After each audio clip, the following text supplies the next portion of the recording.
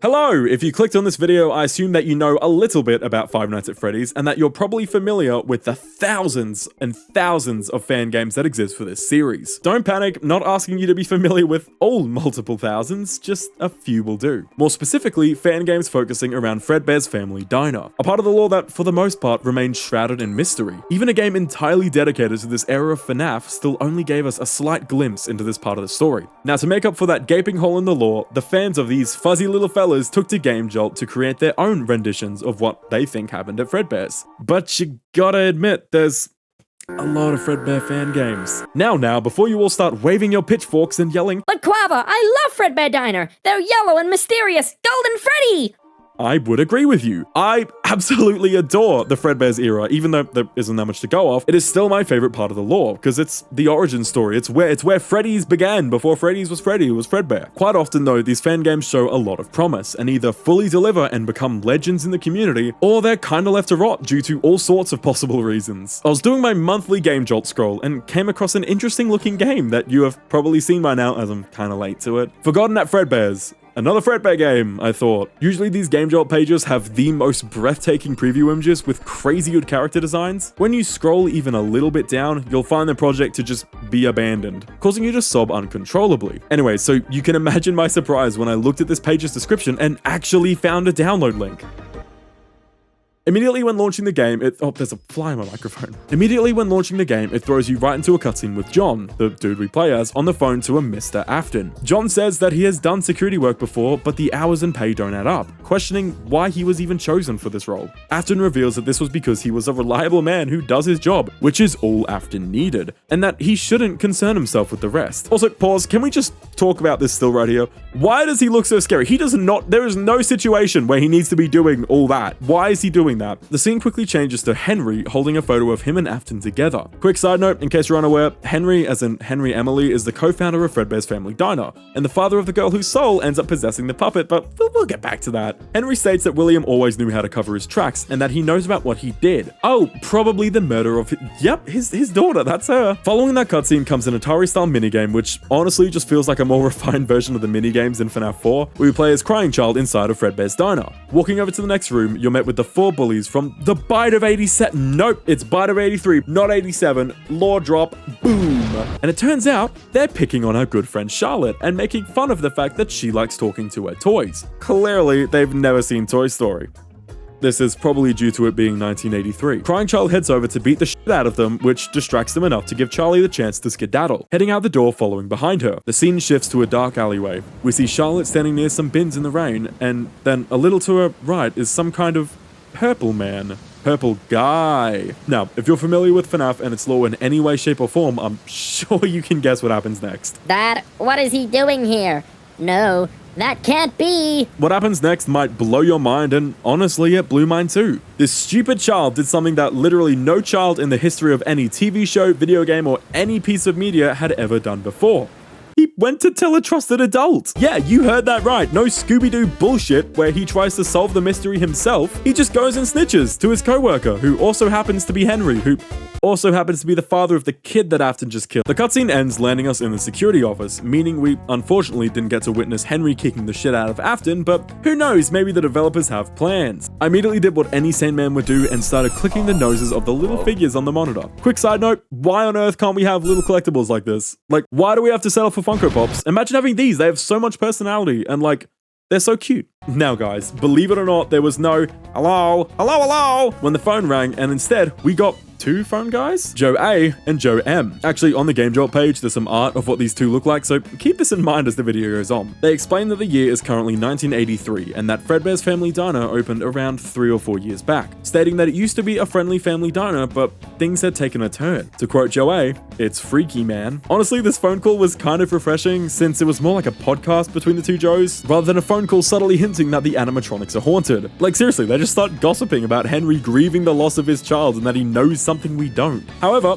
sounds like they might know, as their next little tidbit is about how Mr. Afton has been acting strange lately. I don't know why they went podcast mode mid-introductory phone call gossiping about company secrets and stuff, but hey, world building. Apparently Joe A and Joe M had snuck down into the basement to see what Henry was working on, but He caught them, and as punishment, they were put on the day shift, resulting in Afton being moved to the night shift. However, Afton made it super clear not to tell Henry this, but obviously Afton isn't working the night shift. so the Joes decided to keep it a secret that the serial killer was in fact not working where he was meant to be. Happy times. Although to be fair, they might not know he's a serial killer. Was he a serial killer at this point in the timeline? I don't think he was a serial killer yet.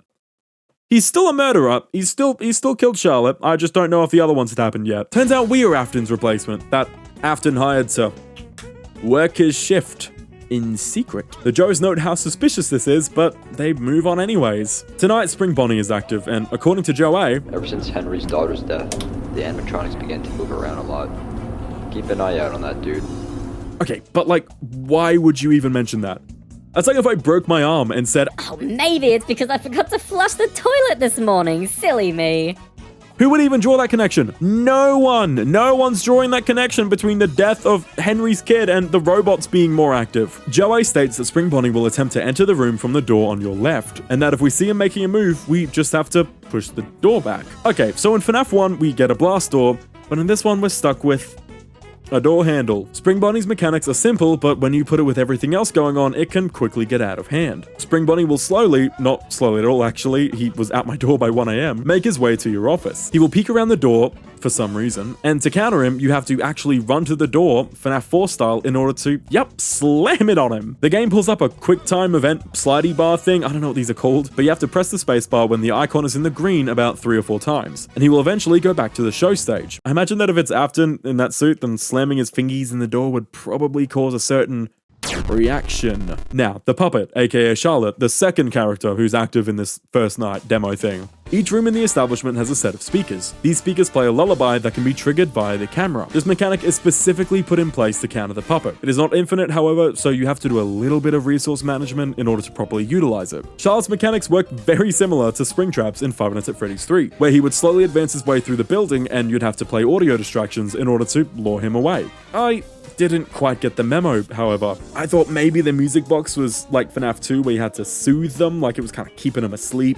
That was not the case at all, and I was basically just luring her into the same room she was already in, meaning her advance was not slowed in any way, shape, or form. The puppet does not take long to become active and begin working her way through the restaurant, as she became active at 1:30 and was in my office by 2. But again, let me clarification, this is important. This is because I'm stupid and it took me like 3 attempts to realize that I was meant to lure her into a different room instead. Once the puppet actually appears in your office, she sort of just stares you down while sounding an alarm. This alarm is spooky, but that's not its main purpose. See, Charlie here can't actually kill you, I think. But by triggering the alarm, this will signal every animatronic in the building to just beeline for your location. While she's in the office, you cannot open the cameras or go to the door. So if Spring Bonnie was to show up at the door, you can't run over. So basically, for all intents and purposes, you're fucked. Also, real quick, can we talk about the character designs in this game? I mean, just look at fredbear and Spring Bonnie as well as a few others that will be introduced later in the video. Just give me time. They give such an off-putting vibe, which is perfect for this sort of game, a horror game. They give off the same vibe as, what are they called? The Rockafire Explosion Band thing. Those guys. And it honestly works really well here. So yeah, it took me quite a while to realize what the puppet's mechanics were, and once I realized, I beat the night almost straight away. Lesson learned, kids. If you want to do something, knowing how to do it goes a long way. Okay, I will say though, for a night 1, it was